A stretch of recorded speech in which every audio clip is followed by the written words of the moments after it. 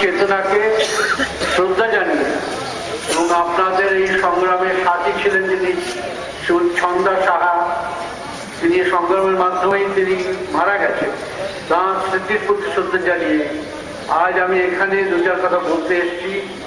প্রথমে যেটা বলি যে সংগ্রাম আপনাদের একার নয়, এ লড়াই আপনার, এ লড়াই আমাদের, এ লড়াই পশ্চিমবঙ্গের প্রতিটি গণতন্ত্র প্রেমী, শিক্ষা প্রেমী, শান্তিকামী মানুষের। সেই জন্যে আমরা সেভ ডেমোক্রেসি ফোরামের সঙ্গে আমরা তরফ থেকে আমরা এখানে এসেছি এবং আমরা বলছি যে আপনাদের এই লড়াইয়ে আমরাও সাথী, আপনাদের লড়াইয়ের সঙ্গে আমরা একাত্মতা বোধ করছি।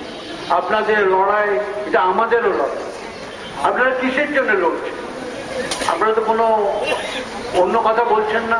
আপনারা বলছেন যে মাদ্রাসাগুলো, যে 449টি 495টি মাদ্রাসা, তার অধীনে যে 5000 শিক্ষক যারা কর্মরত আছে, যে শিক্ষক অশিক্ষক কর্মচারীরা কাজ করছেন, তাদের অনুমোদন চাই, তাদের কাজের স্বীকৃতি চাই এবং কাজের স্বীকৃতি হিসেবে তাদের মাসিক বেতন চাই।